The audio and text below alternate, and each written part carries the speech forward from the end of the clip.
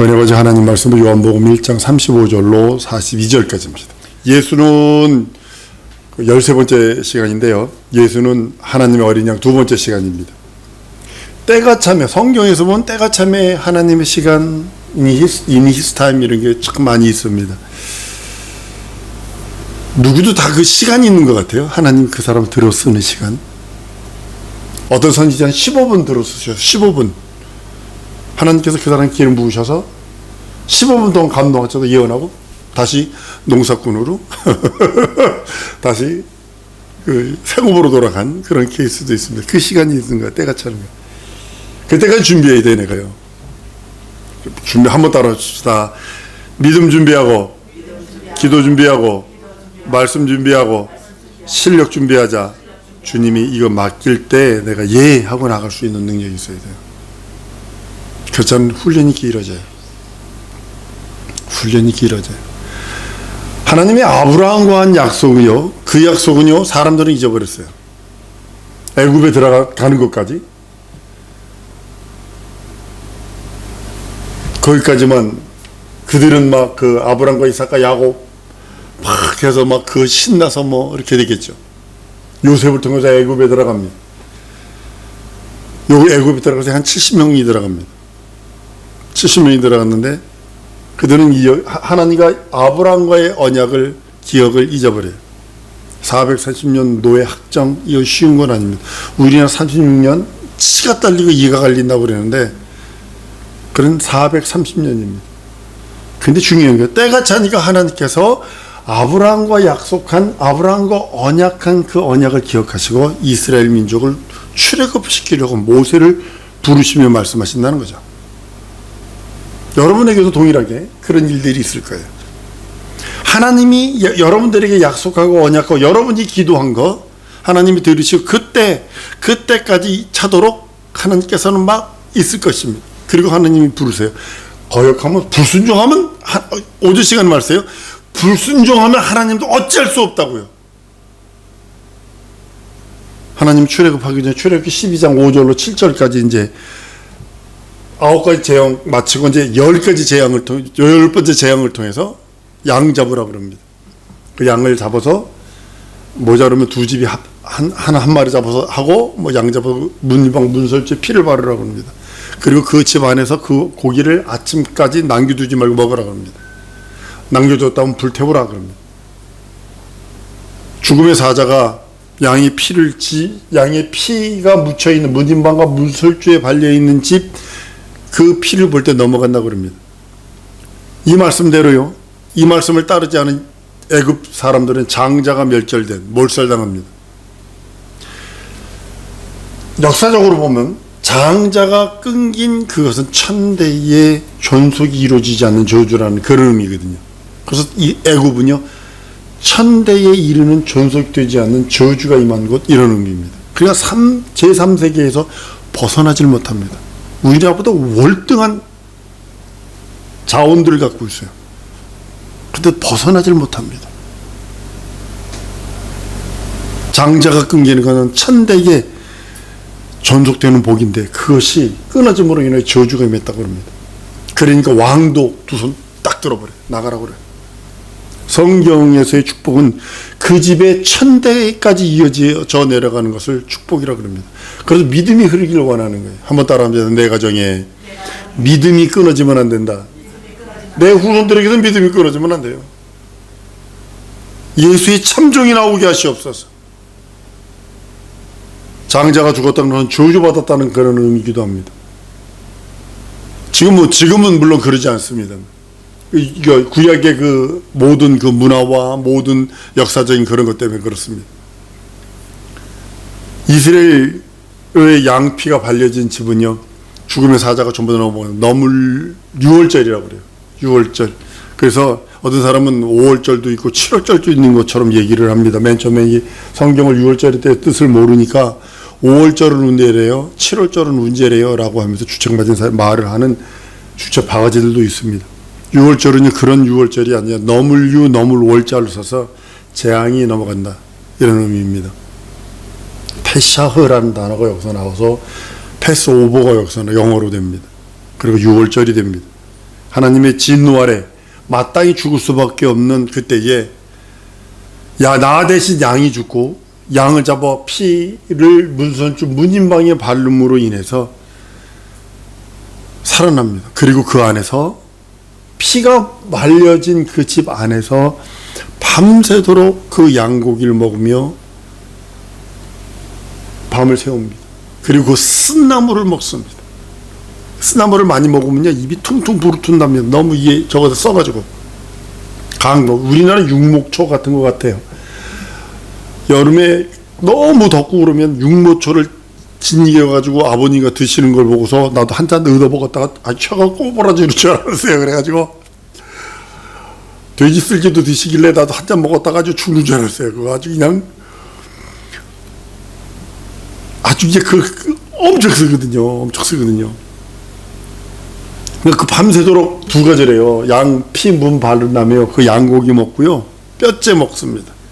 그리고요 그 쓴나물을 먹어. 쓴나물을 왜 먹냐면 너 애굽의 종살이 이걸 우리 지금 신약으로 돌리면 뭔 줄 아세요? 우리는 양의 그 어린 양이신 예수의 살과 피로 충만하게 내 음료여 내 양식이 되는 것 반면에 쓴 나물은 뭐냐면 이 죄의 저주를 기억하라는 거예요. 너 이 죄를 들고 있으면 영원히 저주받으니까. 그러니까 이스라엘 민족은 노예의 430년을 잊지 마라. 그래서 쓴나물을 먹습니다. 그리고 아침이 딱 밝으니까 그 피의 문이 발려진 그 문을 통과해서 출애굽을 하는 겁니다. 동일하게 우리도 동일한 겁니다. 이스라엘 민족은 그날 그 밤이 구원의 밤이고 다른 사람들은 죽주의 밤이고 진노의 밤이고 문설주 문인방에 피가 발려서 그 안에서 양의 고기를 먹으며 쓴나물을 먹은 사람들은 진노의 밤이고 저주의 밤이 구원의 밤이 되고 생명의 밤이 되고 언약의 밤이 이루어지는 밤이 되는 겁니다. 하나님의 어린 양에 대한 하나의 언약이고 약속입니다. 어린 양이 없으면요 이삭도 망했고 어린 양이 없으면 이스라엘 천 민족이 전부 다 저주받는 것입니다. 하나님은 자신이 직접 약속하신 그 약속을 기억하시고 반드시 이루신다는 사실을 아셔야 합니다. 한번 따라 하십시다. 하나님의 약속은 하나님이 반드시 지키신다. 잘 들으세요. 진짜 이거 하나님이 하신 약속은 하나님이 지키시는데 내가 거부하면 안 된다는 거죠. 이스라엘 민족이 그 말씀을 듣고서도 하에 웃기고 있어. 양피를 바른다고 저주가 넘어가냐 마. 그리고 이스라엘 민족이라도 양피를 안 바르면요 저주 받아 죽은 거예요. 다 죽은 거예요. 몰살되는 거예요. 그러나 애굽 사람일지라도 어머 그래? 그래서 양피를 애굽 사람 집 문설주 문인방에 바르면요 그 사람 살아나는 거예요. 우리는 동일하게 내 안에 예수의 그 언약, 하나님의 말씀의 언약, 생명의 그 피가 있느냐 없느냐에 따라 하나님은 나 껍데기 보고 나를 판단하시는 게 아니라 그 피가 있느냐 없느냐, 내 영혼에 그 피가 발려있느냐 발려있지 않느냐, 그걸 보신다는 사실을 여러분 아셔야 합니다. 이스라엘 광야 생활에서도 흠없는 순염소 한 마리를 가져와서요 머리에 안수를 합니다. 이거 아세살 염소인데요, 양을 순염소를 데려다가 백성의 죄를 이 염소에게 뒤집어 씌웁니다. 그리고 무인지경으로 갖다 내놓으면 아세살이라는 괴물이 와서 그걸 잡아먹어버립니다. 이 뜻은 뭐냐면 죄를 짊어지고 간 이 수양은요 다시 돌아오지 않는다는 거예요. 다시 돌아오지 않는다는 거예요. 아세살 괴물이 잡아먹기 우리 이 백성들의, 그러니까 광야 생활하는 이스라엘 백성들의 죄를 짊어지고 광야로 나가서 아세살 염소에게 잡아먹힌 그 아세살 염소는 다시 돌아오지 않는다는 뜻이에요. 쉽게 말하면 이것이 무슨 예표냐, 우리가 예수 그리스도의 피로 씻어 예수 그리스도와 함께 십자가에 달려 죽고 부활하신 예수, 그래서 예수께서 십자가에 죽으심으로 우리 죄도 함께 죽어버린 것에 대한 죄가 다시 돌아오지 않는, 회개한 죄는 다시 돌아오지 않는다는 그런 예표거든요. 근데 마귀는 자꾸 생각나게 만들죠. 나의 죄를 기억나게 만들죠. 이게 원수들이 하는 거예요. 생각이 무서운 거예요. 생각이. 희생양이신 그리스도께서 우리 죄를 짊어지심으로 아세스를 위한 것처럼 영원히 죄가 사라진다는 그런 예표로 광야에서도 그렇게 말씀을 합니다. 다시는요, 회개한 우리 죄를 추궁하거나 책임을 추궁하거나 그것에 대한 죄에 대한 것들을 묻거나 그 죄가 다시 우리에게 돌아오지 않는다는 그 언약이고 약속이기도 합니다. 그 언약을 광야에서 했던 것을 예수께서 실상으로 이뤄버리신 다음에 우리들에게 말합니다. 네가 회개한 거, 그 죄에 대한 거 내가 추궁하지 않으마.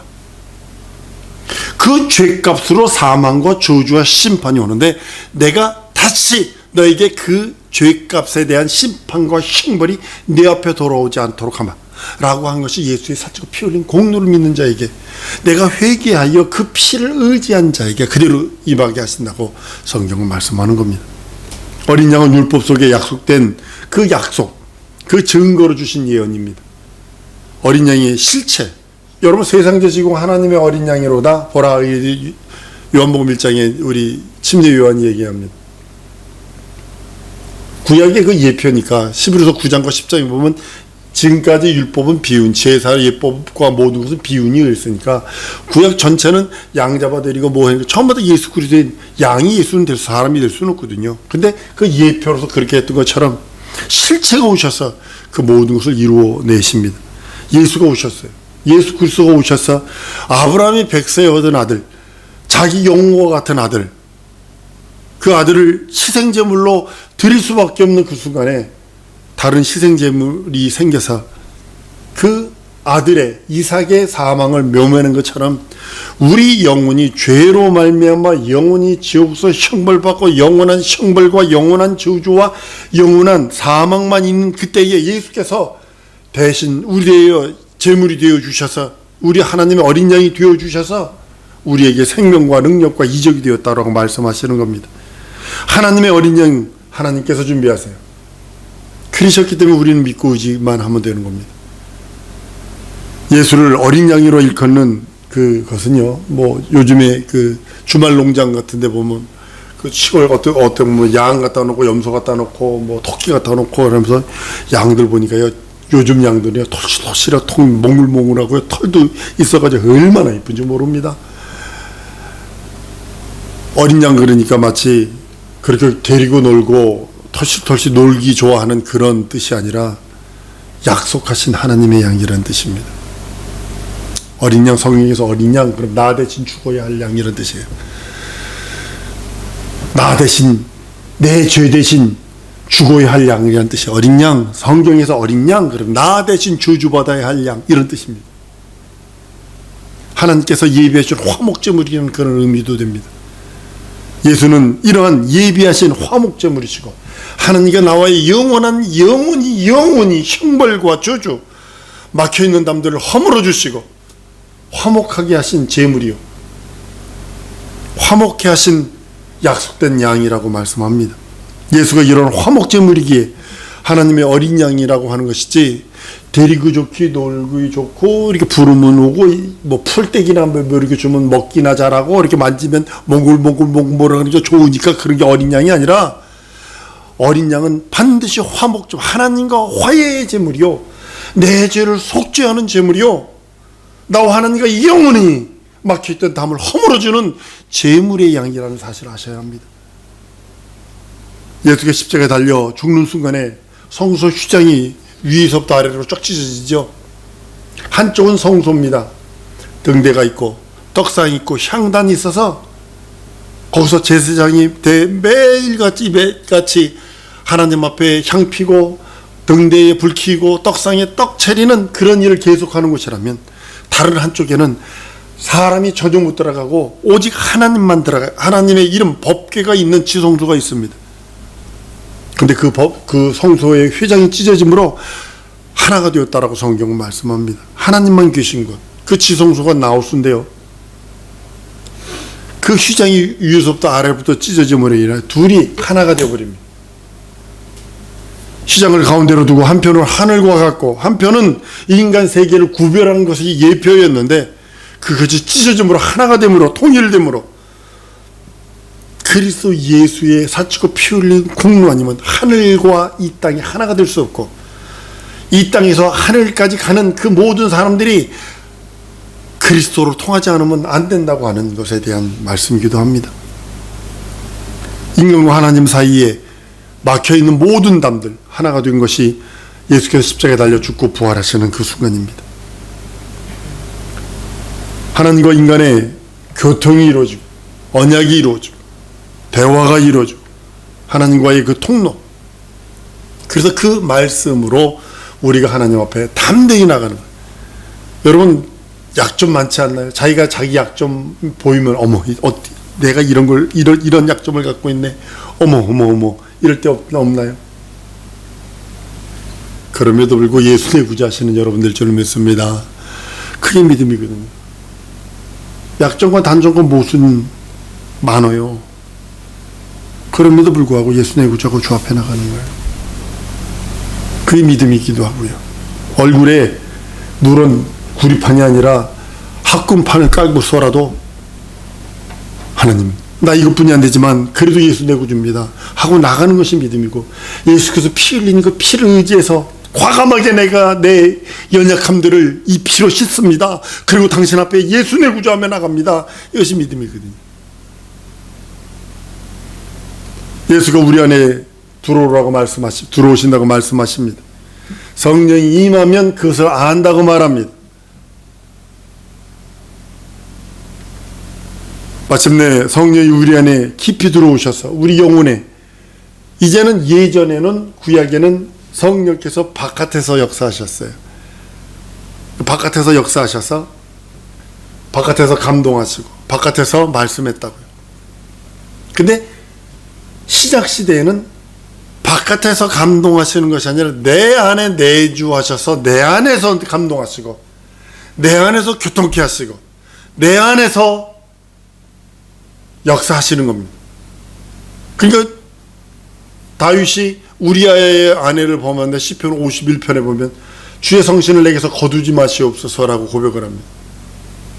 그것이 뭐냐, 바깥에서 감동이기 때문에 그래요. 그러나 지금은 예수의 피로 담들이 없어졌기 때문에, 죄의 담, 저주의 담, 사망의 담이 허물어졌기에 예수를 내 구세주 내 하나님 내 주로 고백하는 그 심령마다 성령께서 오셔서 이제는 내 안에서 감동하시고 내 안에서 감흥하시고 내 안에서 충만케 하시고 내 안에서 역사하시는 것입니다.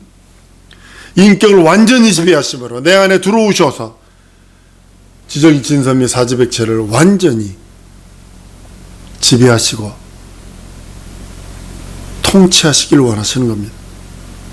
우리가 그 안에 들어있다는 증거, 그것이 바로 성령께서 내 안에 계시면 우리가 주 안에 계심이고, 우리가 주 안에 들어있는 것을 성령께서 증명하시고 보증하시고 역사하신다고 말씀하고 있습니다. 성소는 성소의 그 휴장이 찢어져서 하나님과 원수된 담이 헐려버리고 둘로 갈라져서 하나가 되어버리고 하나님과 인간이 완전히 통일되어버린, 그래서 하나님 앞에 담대히, 아버지 집에 담대히 예수 이름 붙들고 뛰어나갈 수 있는 자격이 있어요. 우리 육체는 연약함 투성이에요. 약점 투성이에요. 모순 투성이에요. 부족함 투성이지만 그래도 그 보혈 의지에서, 그 이름 의지에서 달려가는 겁니다. 그리스도의 육체가 희생을 당하듯 그 희생당함으로 인해서 하나님과 인간 사이에 있는 그 약속, 그 구원이 이루어졌다고 성경은 말씀하고 있습니다. 하나님이 준비해 주신 그 하나님의 어린 양을 통해서 이루신 것이, 그것이 능력이고 이적입니다. 베드로전서 1장 18절 이하에 보면 그리스도의 보배로운 피로 모든 것을 이루었다고, 말세전에 미리 말세전에 알림 바 되시고 이제 너희를 위하여 나타나셨다라고까지 말씀하고 있습니다. 예수는 창세전에 이미 약속된 분입니다. 창세기 1장 이후에 있었던 그 내용들은 영원전에 있었던 것에 대한 현상들입니다. 그냥 지나가는 거예요.